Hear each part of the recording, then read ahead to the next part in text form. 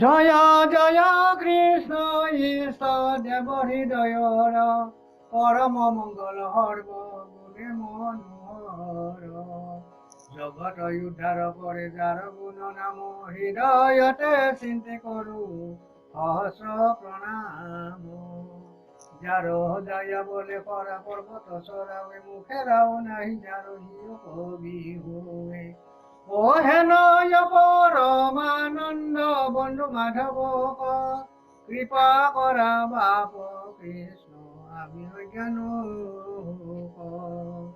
এই হতে যত যত সাধু ভাগবত অবাক প্ৰণাম আমি বহিয়া সনুত কীৰ্তন কৰিতে চাওঁ মহাভাগৱত মনো একমতি দিয়া ধৰু চৰণত ৰাম কৃষ্ণ হৰণ তুমাত নিৰন্তৰে আমি ভজু শৰণ কমল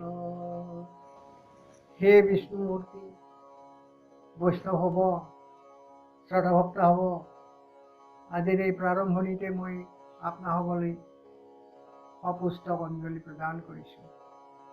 যোৱাবেলি মই দ্বিতীয় স্কন্ধৰ মহাভাগৱতৰ প্ৰথম অংশ পঢ়িছোঁ, ব্যাখ্যা কৰিছোঁ আৰু আজি প্ৰথম স্কন্ধৰ শেষ অংশ মই ব্যাখ্যা কৰিবলৈ লৈছোঁ।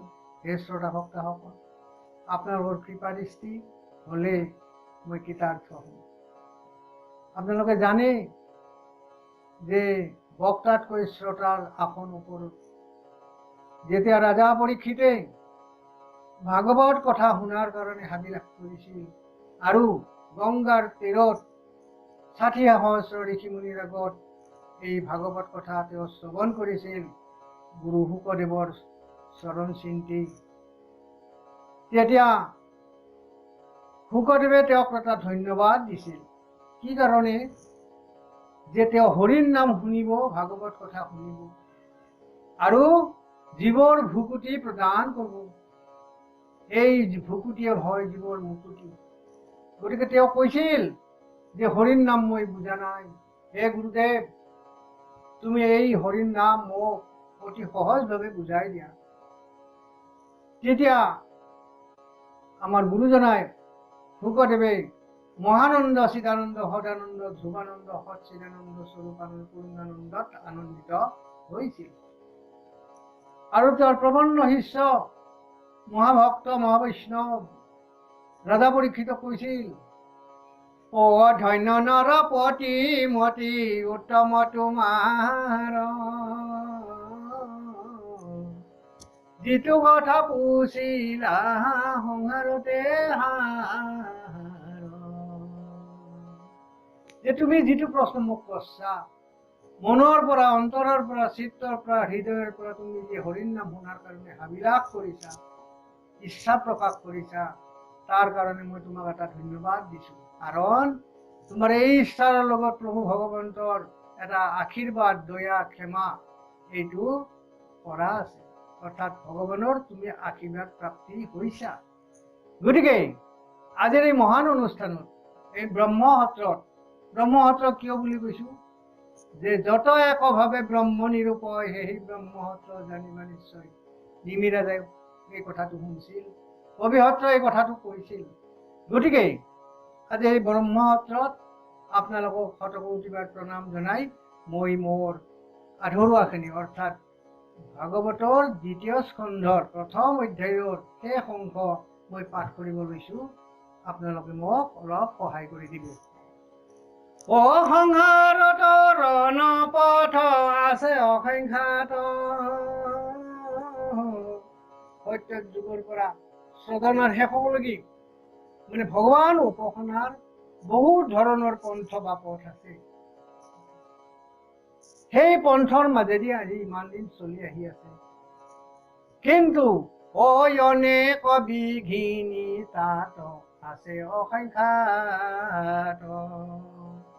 এই যি নানান প্ৰকাৰৰ উপাসনাবিলাক আছে, ভগৱান উপাসনাৰ তাত বহুত অসুবিধাও আছে, বিঘিনিও আছে, দুষ্কৰ কামো কিছুমান আছে। সকলৰ কাৰণে সহজলভ্য নহয়, কিছুমানৰ কাৰণে হয় যদিও কিছুমানৰ কাৰণে নহয়। গতিকে কি কৰিব লাগিব, কি উপদেশ দিছে আমাক ভাগৱতে, অৰ্থাৎ গুৰুজনাই শুকদেৱ গোস্বামী কি বুলি কৈছে, অশ্ৰৱণ কীৰ্তন মাত্ৰ কৃষ্ণ কয়া ৰাধা। শ্ৰৱণ কীৰ্তনৰ মাধ্যমেদি ভগৱান কৃষ্ণক আৰাধনা কৰিব কৈছিল। মহাসুখ পন্থ একো বিঘিনি নাবাধা, কোনো বিঘিনি নপকে, অতি সহজলভ্য এই হৰিৰ নাম শ্ৰৱণ কীৰ্তন অনুষ্ঠান। অৰ্থাৎ নৱধা ভক্তিৰ এই শ্ৰৱণ কীৰ্তন ভক্তিটো আটাইতকৈ উত্তম আৰু সহজলভ্য বুলি কৈছিল। আৰু কি সমস্ত জনৰ কাৰণে সম্ভৱ, এই সম্ভৱতাৰ কাৰণে ইয়াক উচ্চ আসনত থৈছে কি, শ্ৰৱণ কীৰ্তন ভকতি। হে শ্ৰদ্ধা ভক্তসকল, এই কথাটো শুকদেৱে কৈ আছে আৰু ৰাজা পৰীক্ষিতে শুনি আছে। লগত আছে ৬০ সহস্ৰ ঋষিমুনি, এটা দুটা নহয়। আৰু সেই ঋষিমুনিবিলাক কেনেকুৱা, বেদত পাৰ্গত ব্ৰহ্ম অন্বেষণী, হাজাৰ হাজাৰ জ্ঞান কৰ্মময় ব্ৰতী আছিল। ধূম্ৰ বৰ্ণ হৈ গৈছিল। ব্ৰহ্ম সাক্ষাতৰ কাৰণে তেওঁলোকৰ চেষ্টা আছিল, কিন্তু সেই চেষ্টা বিফল হ'ল। এতিয়ালৈকে ব্ৰহ্ম সাক্ষাৎ হ'ব নোৱাৰে।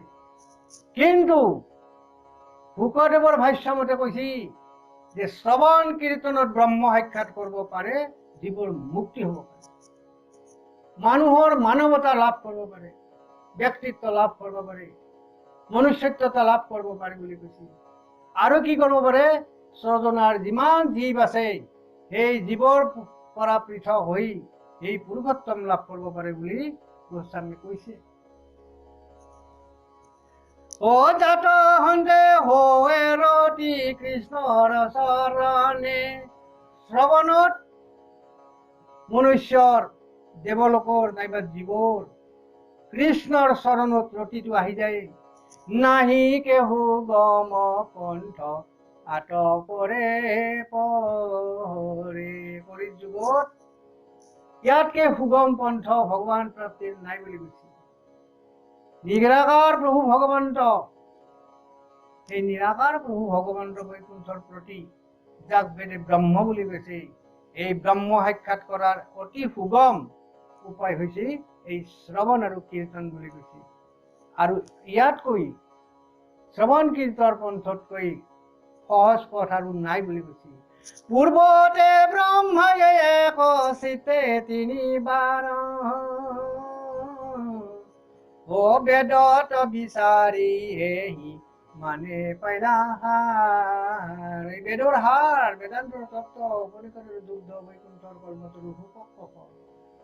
ব্ৰহ্মাই একচিত্তে কায় বাক্য মুনি, ব্ৰহ্মাই কি কৰিছিল, তিনিবাৰ এই বেদখন পঢ়িছিল, পঢ়ি এই তত্ত্ব জ্ঞানটো তাৰ পৰা আহৰণ কৰিছিল। আৰু সেইকাৰণে সেই তত্ত্বমুখী কথাখিনি আজি শুকদেৱ গোস্বামী ৰাজা পৰীক্ষিতক কথাখিনি কৈছে। আজিৰ কথা নহয়, স্ৰজনাৰ সময়ৰ কথা এইবিলাক। শ্ৰৱণ কীৰ্তন মাত্ৰ সুগম ভকতি, শ্ৰৱণ কীৰ্তন ভক্তিৰ কথাটো কিমান উচ্চ কৰি লৈ গৈছে, ইমান সুগম, কোনো বিঘিনি নাই। এই ভক্তিটোৰ ওপৰত আপোনালোকে মন দিয়ক, মনুষ্য জীৱন সফল কৰক আৰু জীৱন মুক্তিৰ কাৰণে চেষ্টা কৰক। এই জীৱে দেহাৰ মাজত থকা জীৱ, যাক জীৱাত্মা বুলি কয়, জীৱাত্মা এটা খাদ্য খায়, সেই খাদ্যটোৰ নাম হ'ল কি, হৰিৰ নাম। এই হৰিৰ নাম ভুকুটি কৰিলেহে জীৱে মুকুতি পায়, অৰ্থাৎ সেই ব্ৰহ্ম সাক্ষাৎ কৰিব পাৰে। আৰু তাৰ আগতে নিৰ্গুণ ব্ৰহ্মৰ যিটো গুণ আছে, যি গুণবিলাক বেদত মহামন্ত্ৰ হিচাপে আছে, ভাগৱতত ভাগৱত কথা হিচাপে আছে, বা নানান প্ৰকাৰৰ হৰিৰ নাম স্বৰূপত ধৰি আছে, সেই নাম আপোনালোকে লওক। কৰ পৰা? শ্ৰৱণ কীৰ্তনৰ পৰা বুলি কৈছিল। আহে নজানি মহাযত্নে কৃষ্ণ কয়াৰ বথা, অতি সহজ। কি সহজ? অতি যত্নে মহাযত্নে মানে সাৱধানে মনক স্থিৰ কৰি চিত্ত স্থিৰ কৰি হৃদয়ত তেওঁক স্থাপনা কৰি সদায় আমি কি কৰিব লাগিব কৃষ্ণ বুদ্ধিটো আমাৰ হৃদয়ত থাকিব লাগিব অশ্ৰৱণ কীৰ্তন কৰি তেজিয়ান কথা পাৰমাৰ্থ বিচাৰ এইটো ব্ৰহ্ম সাক্ষাতৰ কাৰণে পৰম ভক্তিৰ কাৰণে পৰম জ্ঞানৰ কাৰণে আৰু কৰ্মসিদ্ধি পৰম কৰ্মৰ কাৰণে আমি কি কৰিব লাগিব শ্ৰৱণ আৰু কীৰ্তন কৰিবই লাগিব অতি সহজ কথা বুলি কৈছে এইটো কথা ব্ৰহ্মাই বেদ 4খন 3বাৰ পঢ়ি তাৰে সাৰ কথাখিনি আমাৰ আগত কৈ আছে যিটো কথা ৰাজা পৰীক্ষিতে শুনি আছে আৰু শুকদেৱ গুৰুজনাই কথাখিনি নিৰন্তৰে কৈ আছে আশুদ্ধ হইবে এতে জীৱ মায়া জান যে শুদ্ধ হব সৰ্বত্ৰ ভাৱে আমাৰ অন্তৰ শুদ্ধ হব আমাৰ কি লিংগ দেহা শুদ্ধ হব সূক্ষ্ম দেহা জীৰ্ণ হব আমাৰ কি লিংগ দেহা আৰু জীৱে কি কৰিব মায়াৰ পৰা মুক্তি পাব এই মায়াৰ পৰা মুক্তি পথ এটাই মানে দিহা আছে এটাই মানে উপায় আছে সেইটো শ্ৰৱণ কীৰ্তনৰ আশ্ৰয় শ্ৰৱণং কীৰ্তনং বিষ্ণুৰ কৰ্তব্য মত পৰম পূৰ্বে প্ৰভু ভগৱন্তৰ বৈকুণ্ঠৰ পৰা আমাক ইয়াত পঠাই দিয়াৰ সময়ত মনুষ্য তনু লৈ মাত্ৰ এটা কথাকে বেছি কথা কৈছি যে শ্ৰৱণ আৰু কীৰ্তন তোমালোকৰ কৰ্তব্য যদি কৰ্তব্য ভংগ কৰা যায় তেতিয়াহ'লে তেওঁ দ্ৰোহী হয় আৰু এই পাৰমাৰ্থ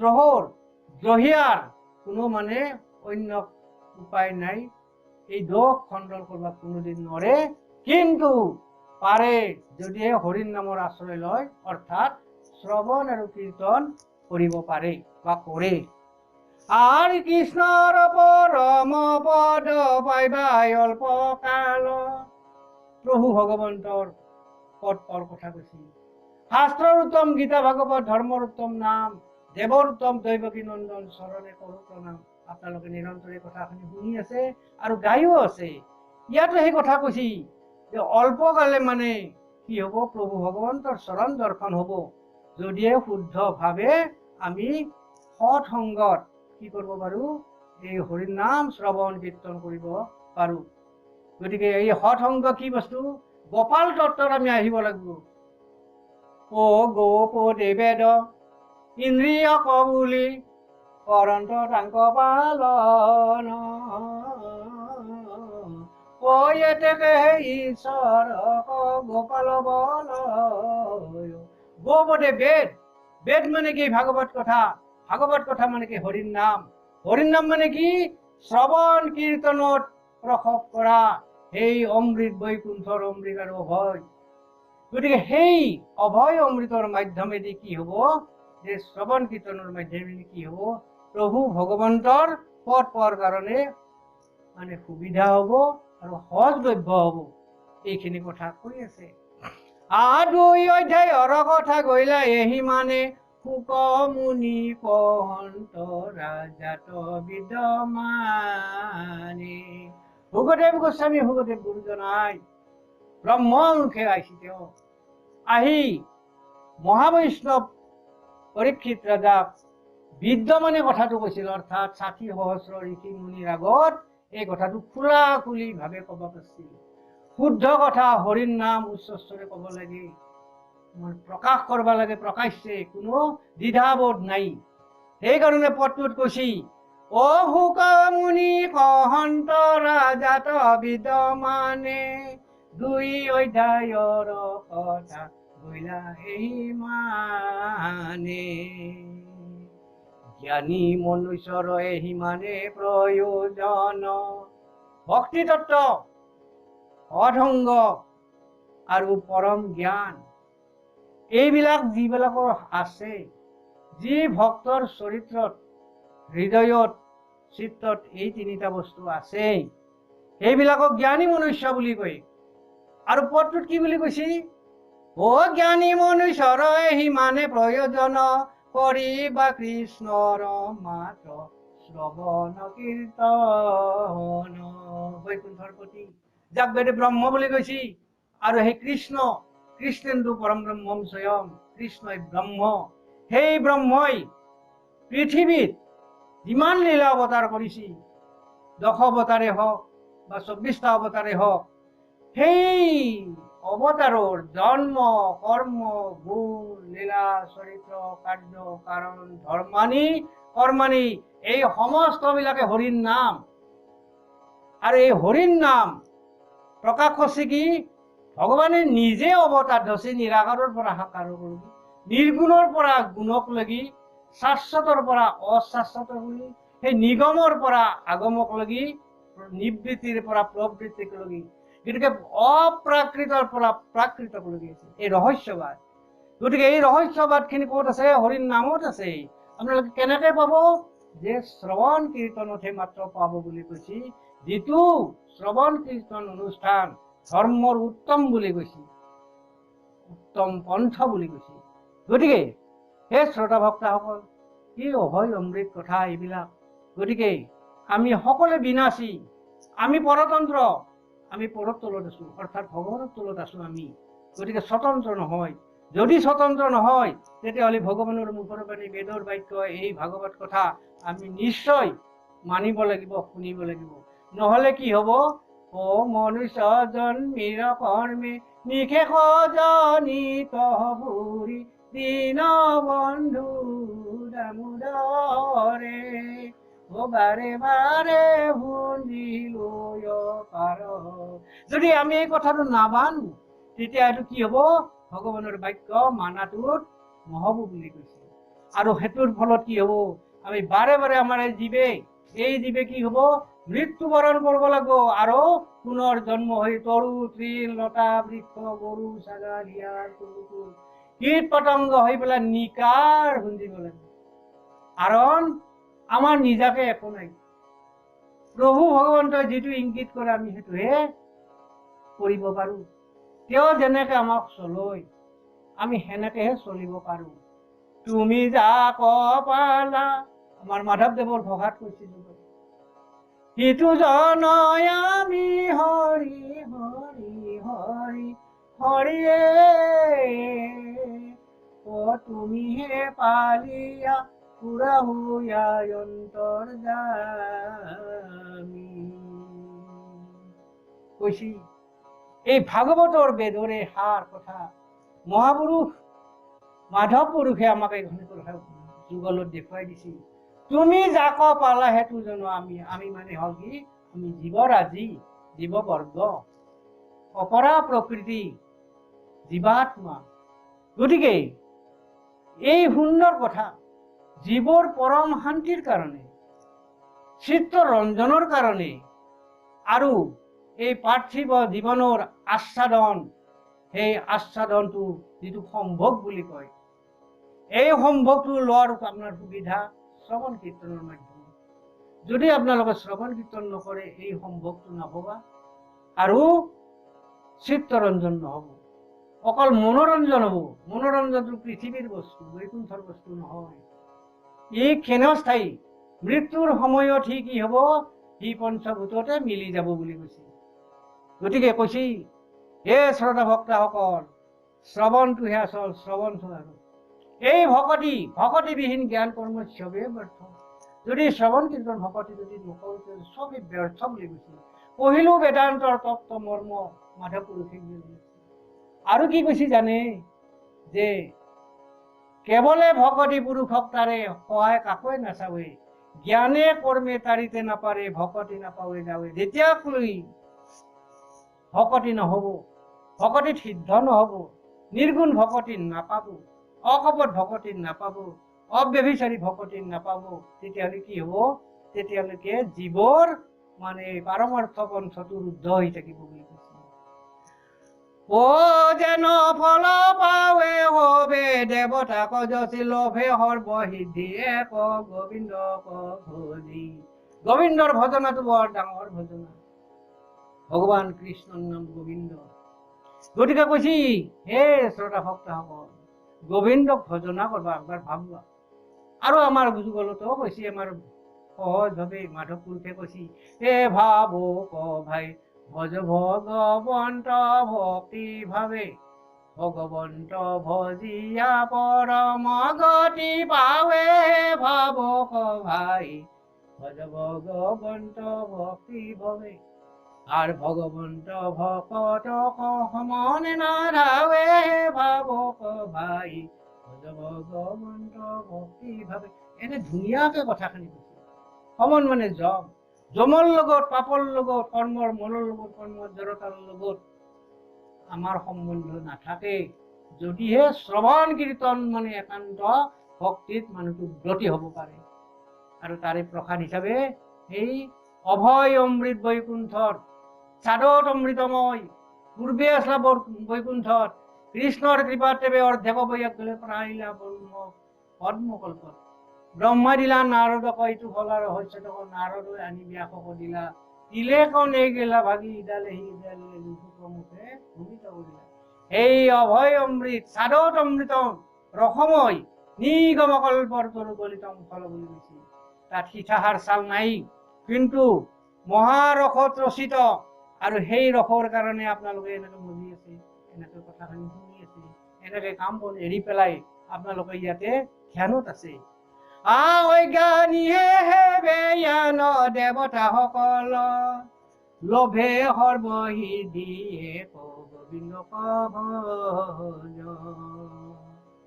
ভকত জনৰ সংগে ৰংগে সৰ্বক্ষণ সৎসংগ প্ৰতিমোহী পৰম পদ বেদৰ বিষ্ণু ভক্ত প্ৰসংগন তৎপদ প্ৰাপ্তি কাৰণম বিষ্ণুৰ ভক্তৰ লগ হৈ আমি শ্ৰৱণ কীৰ্তন কৰিব লাগে ভক্তবিলাকক কেনেকৈ গম পাব যিয়ে শ্ৰৱণ কালত অৰ্থাৎ শ্ৰৱণৰ মুহূৰ্তত এই ক্ষেত্ৰত নাম অপৰাধ আৰু হেয়াচুৰ নকৰে এইজনে হল মানে সৎ ভকত বা সৎ সংগ এই সৎ সংগত কেনে কি কৰিব লাগিব আমি এই শ্ৰৱণ কীৰ্তন আমি কৰিব লাগিব শ্ৰৱণ কীৰ্তনত অংশগ্ৰহণ কৰিব লাগিব সেই পদটো এনেকে ভাগৱতত লিখিছে কি বুলি ও ভকত জনৰ সংগে ৰংগে সৰ্বক্ষণ প্ৰেমানন্দে শুনিব কৈছিল কৃষ্ণক আৰাধি কৰা শ্ৰৱণ কীৰ্তন হৃদয়ত ভগৱান কৃষ্ণক স্থাপন কৰি তুমি শ্ৰৱণ কীৰ্তন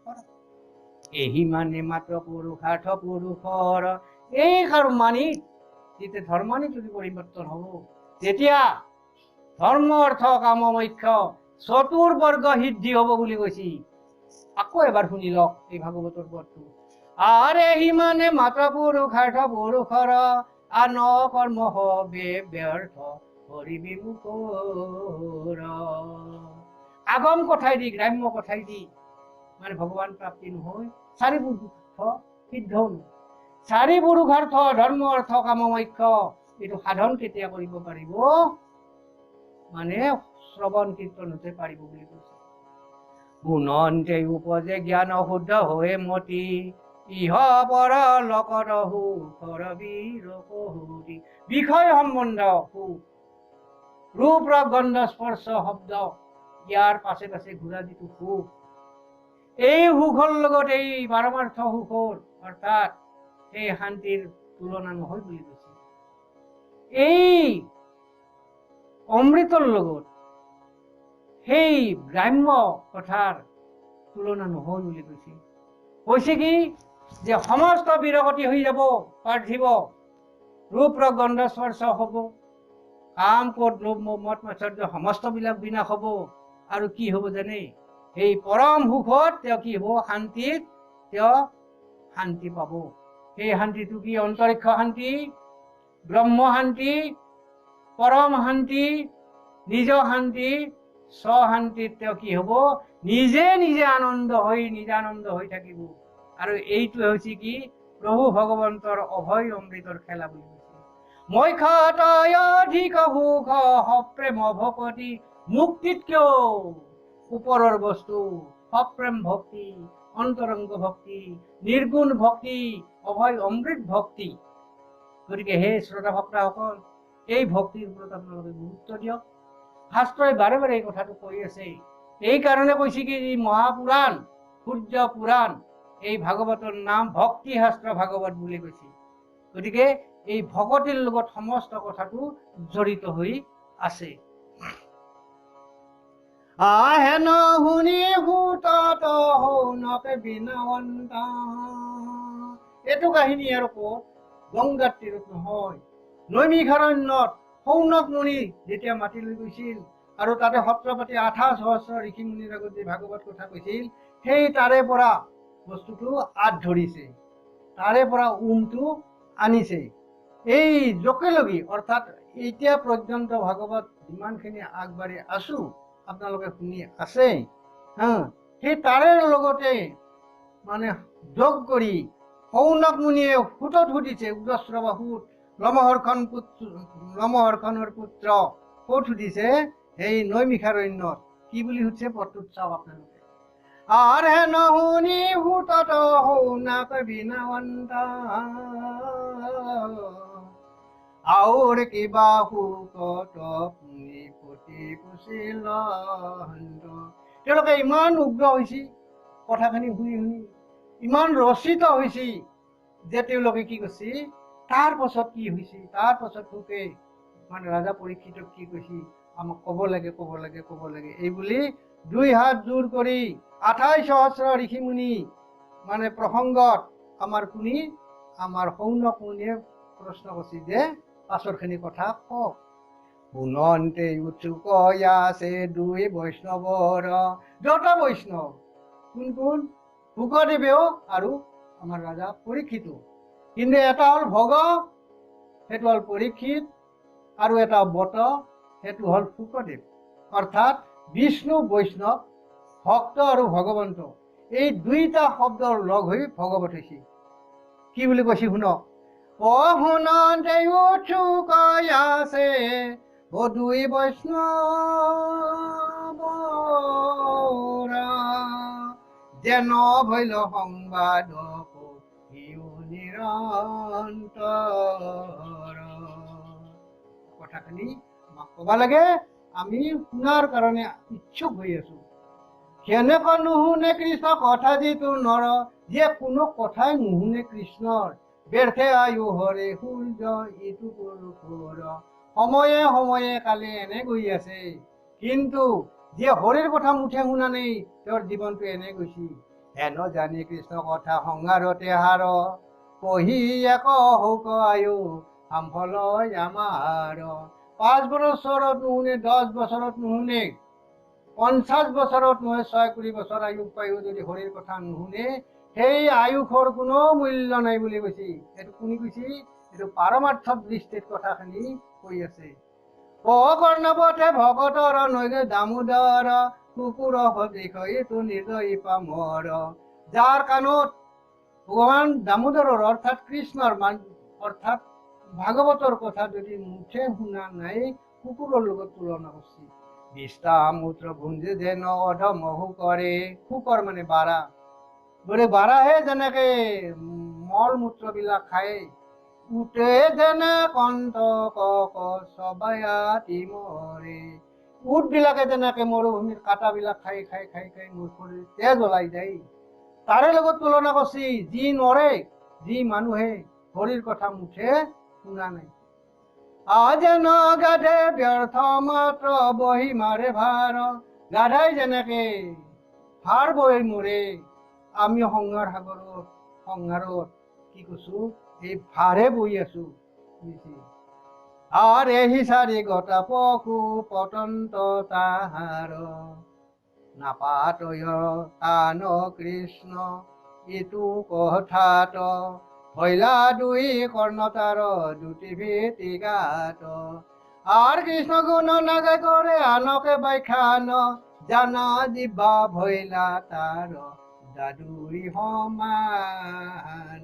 যাৰ মুখৰ জিভাই দি হৰিৰ কথা নকয়, এইটো কহা ভেকুলীৰ জিভাৰ লগত তুলনা কৰিছে। অৰ্থাৎ বোম ভেকুলীবিলাকৰ এটা অৰ্থ আছে, তেওঁলোকৰ যিটো মাত, যিটো মানে তেওঁলোকৰ কথা, তাতে এটা অৰ্থ আছে। কিন্তু দাদুৰি মানে হ'ল খহা ভেকুলী। এই খহা ভেকুলীৰ কোনো জিভাৰ মূল্য নাই। যাৰ হিৰে নকৰে কৃষ্ণক নমস্কাৰ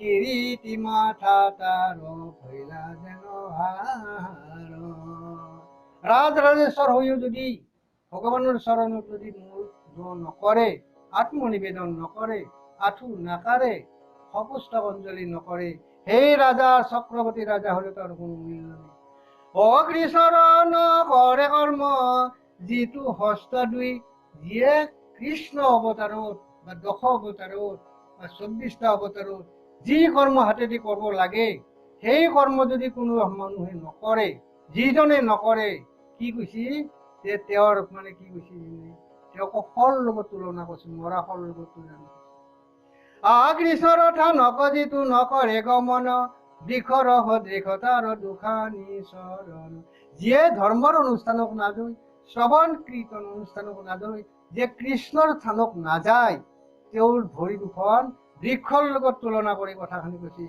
ভকতৰ পদৰেনো নলয়ে যিজন যে ভকতৰ পদৰেনো ওচৰত নাযায় তেওঁৰ কথা নুশুনে জীৱন্ততে মৰা সিটো অধম পামৰ তেওঁক জীৱনটোতে মৰা বুলি কৈছে কৃষ্ণ পদ তুলসী নলয়লে ধাৰণ ঘ্ৰাণ কাৰণত নিচা হয়তো হাতীৰ সমান যিয়ে তুলসীৰ ওচৰত গৈ কি নকৰে তেওঁৰ ঘ্ৰাণ নলয় অৰ্থাৎ প্ৰাৰ্থনা যোনে নকৰে তেওঁক নামাতে তেতিয়াহ'লে তেওঁৰ কি বুলি কৈছে তেওঁকো কৈছে কি যে মৃতকৰ লগত তুলনা কৰিছে হৰি হৰি বলন্তে নুহিকে ৰোমাঞ্চিত হৰি হৰি কৃষ্ণ বিষ্ণু হৰিৰ নাম কাবাৰ উচ্চাৰণ কৰিলে অলপ হলেও কি হয় অন্তৰটো জকাৰি উঠে অপ্ৰেম ভক্তি কাবাৰ যদি নুঠে কি বুলি কৈছে ব্ৰজ শিলা সদৃশতা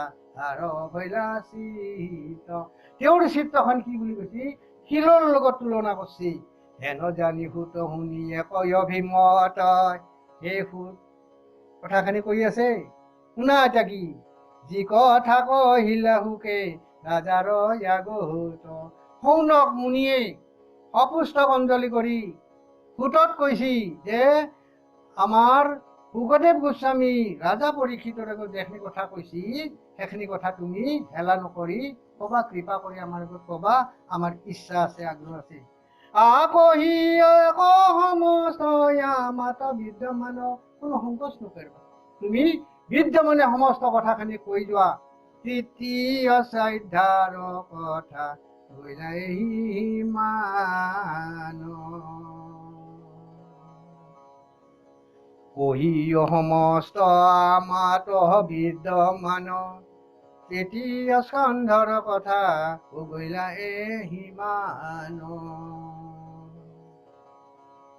প্ৰভুসকল হে শ্ৰোতা ভক্তসকল আপোনালোকৰ নিচিনা এই পবিত্ৰ আত্মাই আজি ইয়াত উপস্থিত থাকি সঁচাকৈ মোক কৃতাৰ্থ কৰিছে মই এটা উপদেশ পঢ়িম সেই পঢ়ি পেলাই সেইখিনি অধ্যায়টো শেষ কৰিব লৈছো শুনা সামাজিকজন ভাগৱত কথা মনুষ্য জন্ম কৰিতো নকৰিও বৃথা পুৰাণৰ সূৰ্য এইটো মহাভাগৱত ব্যাস মহাঋষি আৰু কহিছা মহত আৰু অন্তৰ্গত পাৰমৰ্থা কত যত মই মাত্ৰ জানো নাৰদৰ প্ৰসাদত মত হন্তে মহামুনি হুকে জানিলন্ত বিদুৰে জানে কি নাজানে ইটো কথা নাই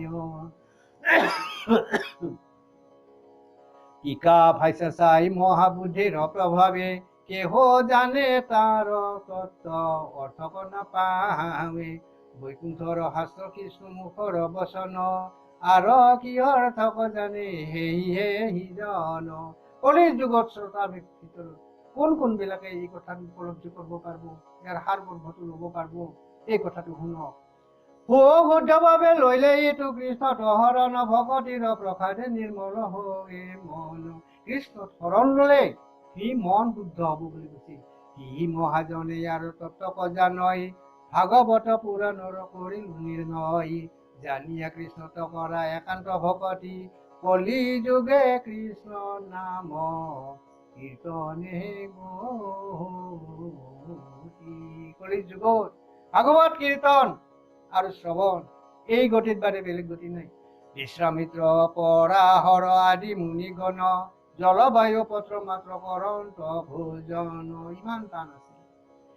আৰ আমি নিমজনৰ মুখ পদ্ম হুললিত দেখি তা সম্বাৰ ইয়াতে ভৈলাবী মোহিত। দধি দুগ্ধঘৃত মিশ্ৰ কৰি হালি অন্ন প্ৰবন্ধে প্ৰতিনিতে ভুঞ্জে যিটো জন। খাদ্যৰ বিচাৰ আছে, গুৰুৰ বিচাৰ আছে, গতিকে শাস্ত্ৰৰ বিচাৰ আছে।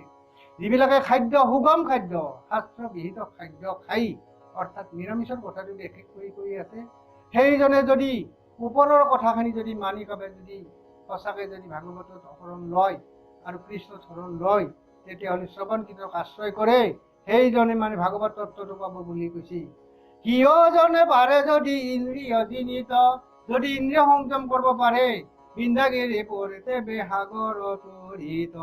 ইন্দ্ৰিয় জিনিবাৰ আছে যাৰ মতি, সততে কৰিবা যত্ন অন্তৰ সংগতি। সদায় সৎ সংগত এঘৰ, সৎ সংগত যদি নাহে সিও তেতিয়াহ'লে নহ'ব। গোপাল তত্ত্বত আমি আহিব লাগিব। গোপাল তত্ত্ব মানে কি? গৌ মানে বেদ, আৰু কি? গৌ মানে হ'ল গৰু, যাই পালন কৰে সেইটো হ'ল গোপাল। এটা নিগম আৰু অৰ্থই আছে ইয়াৰ কি? গৌ মানে বেদ, বেদৰ জ্ঞানত জ্ঞানজ্ঞ হৈ আমাৰ নিজৰ ইন্দ্ৰিয়বিলাক চাব লাগিব আৰু বান্ধিব লাগিব। সেইকাৰণে এই কথাটো মই আগতে কৈছোৱে। গতিকে শ্ৰৱণ কীৰ্তনটো আপোনালোকে মন দিয়ক। শ্ৰৱণ কীৰ্তনেতে কৰিবে কৃষ্ণৰ, ইন্দ্ৰিয়ক যিনি হইবে কৃতাৰ্থহীনৰ। হেন জানি যতনেতে জিও আন কাম, শংকৰেৰ শিলা ডাকি ভগোলা ৰাম ৰাম। হেন জানি যতনেতে জিও আন কাম, শংকৰেৰ শিলা ডাকি ভগোলা ৰাম ৰাম।